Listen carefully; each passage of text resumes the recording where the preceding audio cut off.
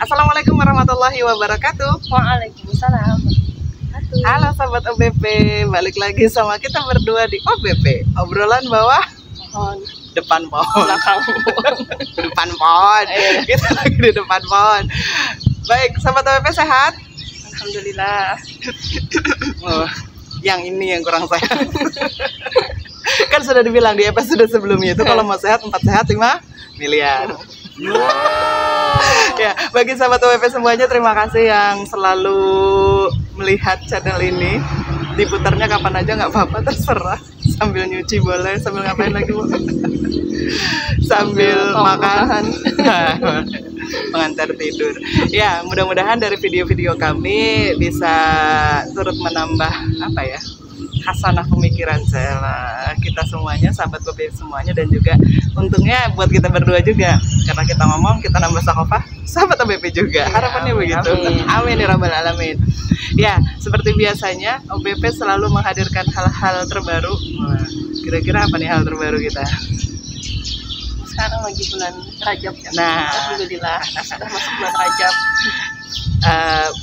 Berapa bulan ya kita? Sahabat OBP, kita tuh syuting udah dari bulan Zulhijjah.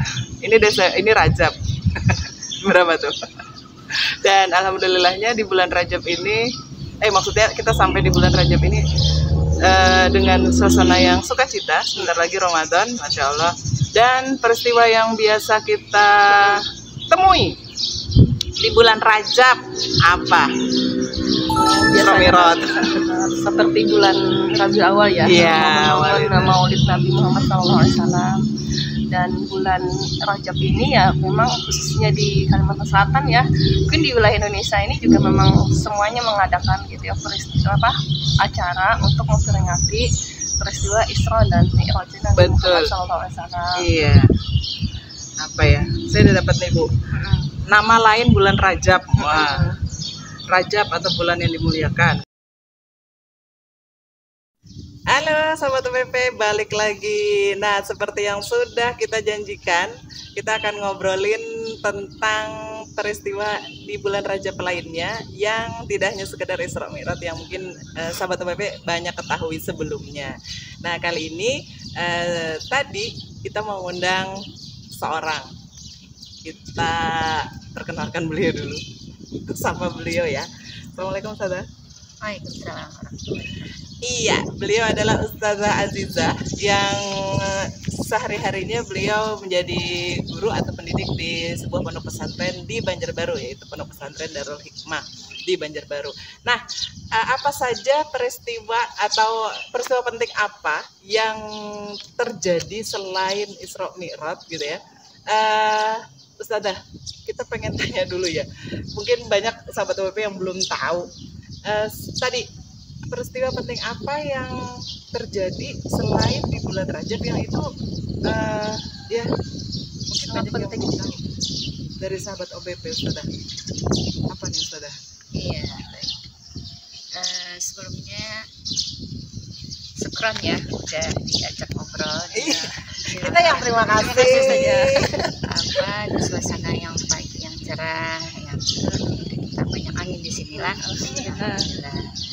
Yang menarik memang berbicara tentang masalah Rajab ini, dan kita membicarakan ini tentunya ya kita berharap ini menjadi sebuah inspirasi ya bagi sahabat OBP sekalian, bahwa yang kita angkat ini tidak ya berbeda gitu ya, agak berbeda dari pembahasan Isra Mi'raj pada masyarakat umumnya ya, yang biasanya Isra Mi'raj itu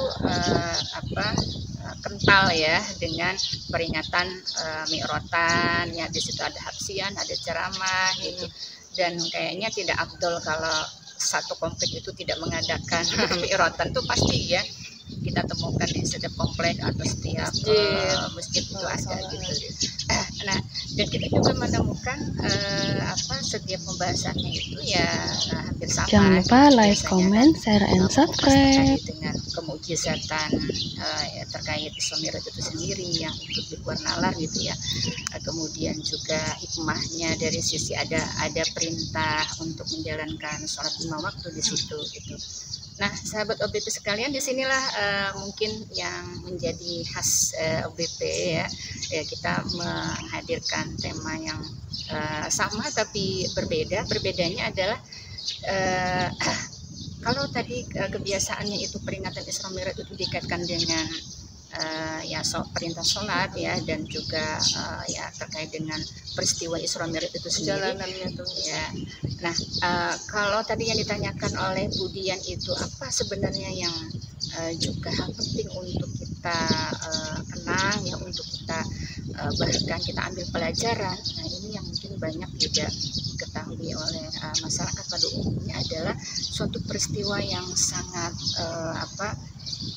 sangat peristiwanya sangat berpengaruh, sangat dampaknya besar gitu. Besar sekali gitu ya. Sebenarnya ini peristiwa besar yang tidak boleh dilupakan, yaitu ketika runtuhnya institusi yang menyatukan kaum muslimin, yaitu khilafah Islamiyah ya, pada kalau tahun Masehinya itu kan pada tanggal 3 Maret 1924. Nah, kalau tahun Hijriahnya itu pada tanggal 28 Rajab ya 1342 Hijriah gitu. Jadi Masehinya udah 100 tahun lah saja. Iya, hampir ya kan, yang Maret ini nanti kan 100 tahun ya. 100 tahun. Nah, kalau Hijriah berarti kan sudah lewat nih 100 tahun. Ya, sudah lewat gitu. Nah, jadi 100 tahun itu bukan waktu yang singkat ya, itu lama gitu. Yang 1 abad itu telah menyisakan banyak penderitaan pada umat ya, dan juga banyak kezaliman yang terjadi yang kita alami gitu, tidak hanya di Indonesia tapi juga seluruh umat Islam di dunia ya, karena khilafah itu adalah pemersatu umat Islam sedunia. Nah, mungkin ini yang yang menjadi poin penting untuk kita bahas ya. Nah, itu tadi karena jadi poin penting dan ini langka banget dibahas, makanya OBP bahas ini dan menghadirkan beliau. Tadi nih Ustazah, kan khilafah Islamiyah suatu hal yang penting bagi kita umat Islam runtuh. Kalau kita bicara ada sesuatu hal yang runtuh, ada faktor-faktor apa gitu kira-kira Ustazah? Kok kenapanya gitu? Kenapa kok runtuh kan itu? Iya, pemersatu gitu loh, tapi kok bisa blub hancur gitu. Ya, itu kan mestinya kalau ini ya kita mau istilahnya berpikir, merenung gitu ya. Sejarah kegemilangan khilafah itu sebenarnya begitu mudah gitu kita dapatkan, bahkan buku-buku pelajaran itu kan ada ini juga gitu, sejarah kebudayaan Islam ya. Itu sebenarnya ya mungkin hampir diketahui gitu ya oleh masyarakat tentang adanya sebuah kekuasaan kaum muslimin ya, yang itu meliputi hampir 2/3 dunia ketika itu, dan itu lama kekuasaan itu berdiri ya, kurang lebih 13 abad. Nah, kemudian setelah 13 abad lamanya itu kok bisa runtuh gitu. Nah, mestinya kan kalau orang mau berpikir itu kok bisa ya gitu, yang gagah perkasa itu kok bisa loyo kemudian runtuh gitu ya. Nah, ternyata memang ada paling tidak ada 2 ya faktor utamanya ya, faktor internal dan juga eksternal gitu ya, kalau mau kita kerucutkan gitu ya. Nah, kalau internal ini adalah dari sisi ketika kaum muslimin itu dalam pertengahan abad ke-12 Hijriah atau abad ke-18 Masehi itu gitu ya. Nah, ketika itu telah terjadi pengabaian dalam bahasa Arab gitu. Jadi bahasa Arab yang biasa kita baca Quran gitu ya, itu kan bahasa Arab ya. Nah, itu pada masa itu ya, pada pertengahan abad ke-12 Hijriah itu tidak begitu penting lagi gitu untuk kemudian dipelajari gitu ya, bagi kaum muslimin gitu. Karena memang ketika itu juga kan kekuasaan Islam sudah melampaui dari wilayah Arab gitu, dan sudah kemudian masuk gitu ya budaya-budaya dari luar Arab gitu. Dari situlah kemudian ada pelalaian untuk tetap mempelajari mempelajari, walaupun istilahnya kan meluas kekuasaannya ya di luar wilayah Arab. Nah mestinya kan karena Islam itu tidak bisa dilepaskan dari bahasa Arab, mestinya kan tetap gitu ya dijaga kemurnian bahasa Arab ini harus dipelajari, dan itu yang nanti akan menjadi faktor penguat dalam diri kaum muslimin dan dalam negara Islam. Hanya saja ketika itu tadi ya ada faktor kelemahan itu, kelalaian, dan bahasa Arab ditinggalkan, tidak lagi jadi bahasa resmi gitu ya Ustaznya. Iya gitu. Jadi bahkan dalam kurikulum itu sudah tidak begitu penting lagi gitu ya untuk dipelajari secara mendalam gitu. Nah kemudian di sisi lain juga gitu ya, proses ijtihad yang itu sebenarnya suatu metode ya, suatu metode yang dalam syariat Islam itu adalah untuk menggali hukum-hukum untuk memecahkan persoalan-persoalan baru ya yang dihadapi oleh kaum muslimin, itu tidak lagi juga dilakukan atau diabaikan. Nah inilah yang kemudian membuat